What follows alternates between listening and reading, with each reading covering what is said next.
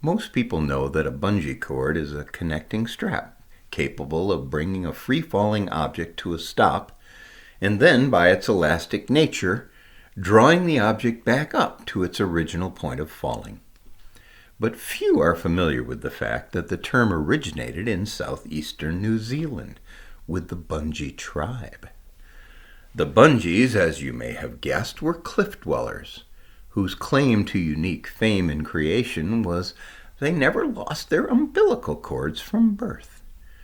Instead, these cords lengthened and developed into their strongest muscle, much like kind of a springy tail, but in front. They could attach themselves to objects and launch themselves off the ledge of their cliffside caves and simply recoil to make their way back home.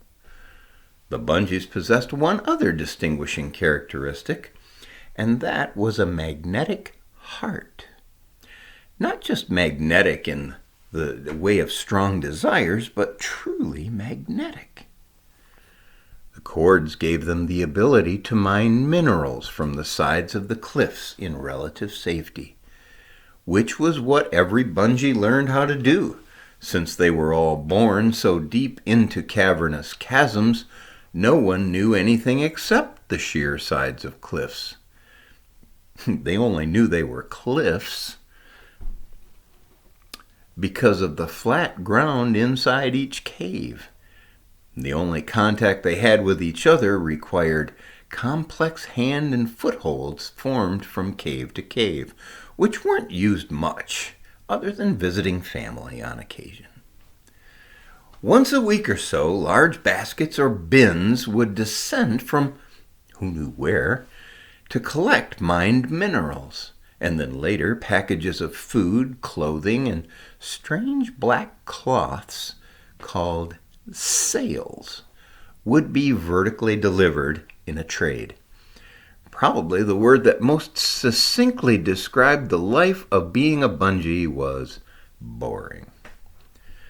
The irony of the overwhelming boredom that they all shared was this: the strong desire born in each and every Bungee to soar.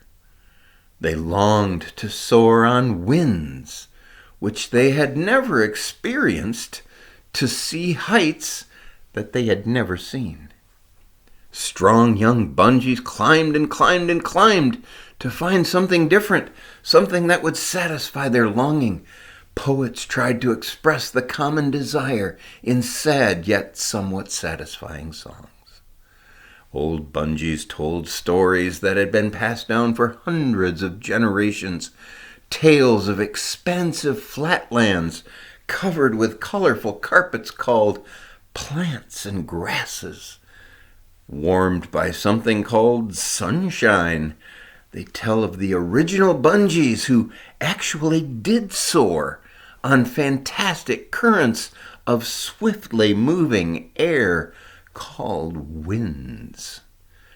These winds were said to come from the designer of all things and allowed them to come closer to where he lived.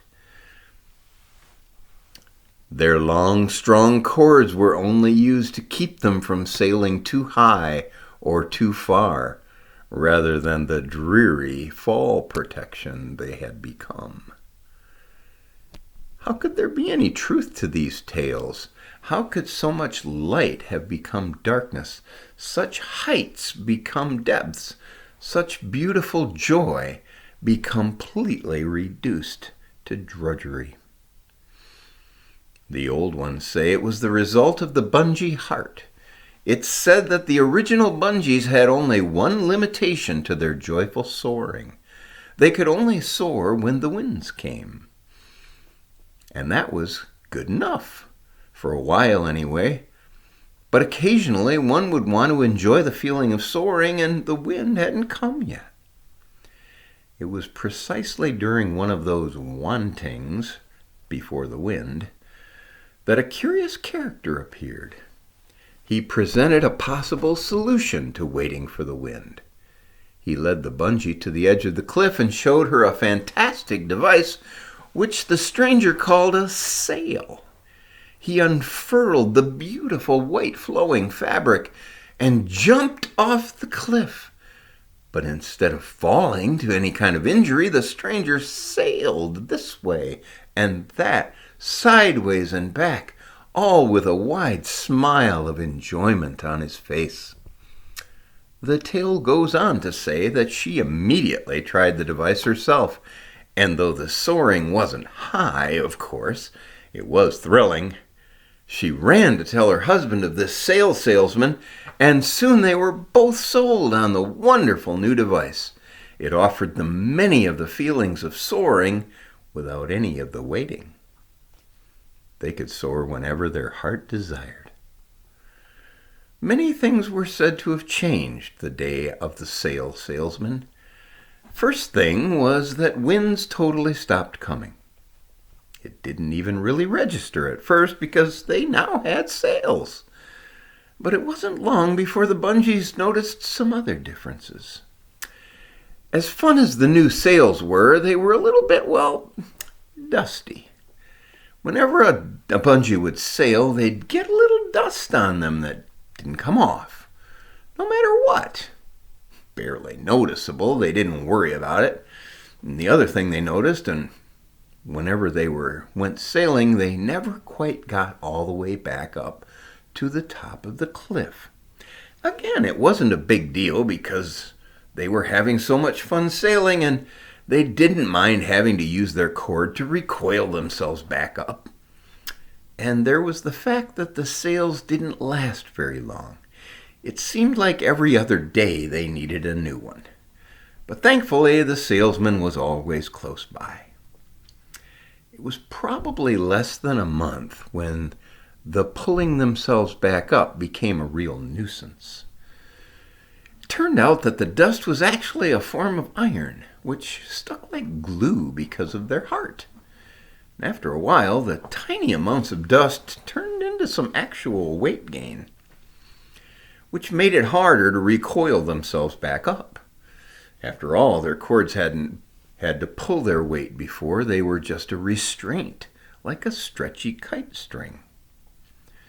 So they dug out some landings and even a few alcoves in the side of the cliff so they could rest up for the more and more difficult recoil.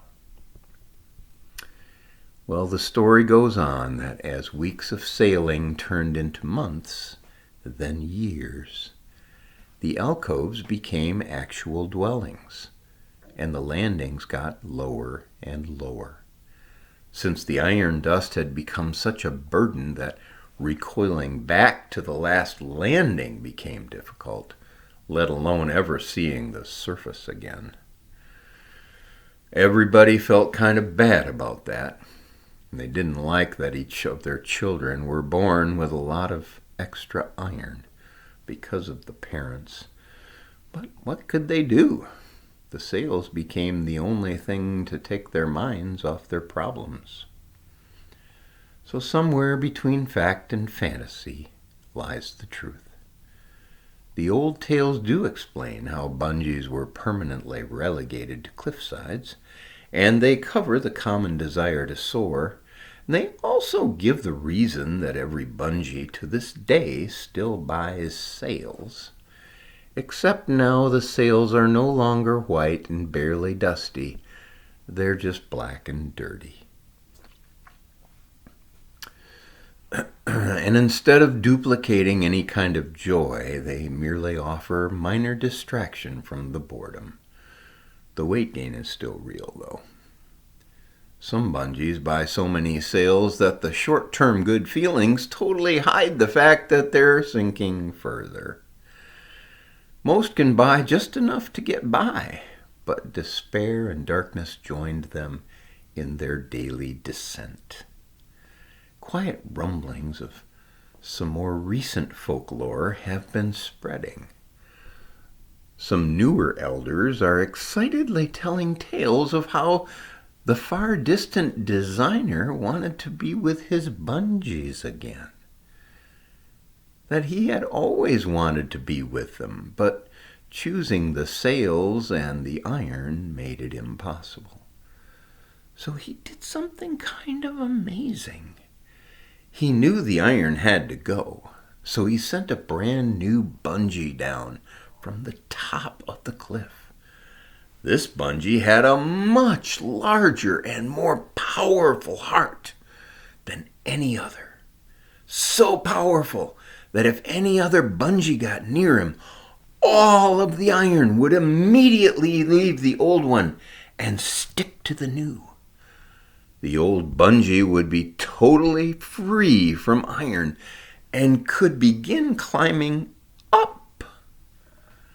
They told tales of feeling wind among the cliffs that lifted them. They talked of actually soaring. This new bungee is said to have slowly descended to the lowest level where bungees could be found, telling everybody that the designer wanted to be with them.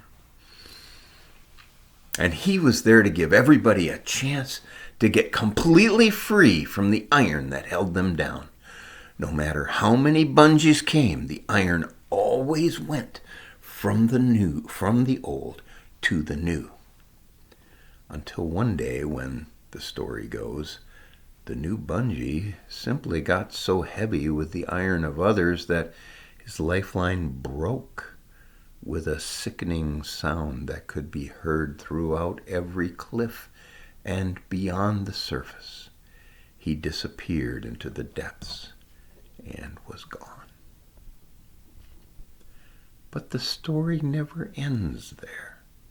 It goes on to tell of a blinding burst of light from the darkness, and out of that light rises the new bungee, slowly rising, surrounded by bungees that had never even been rising. It also tells that his offer is still open.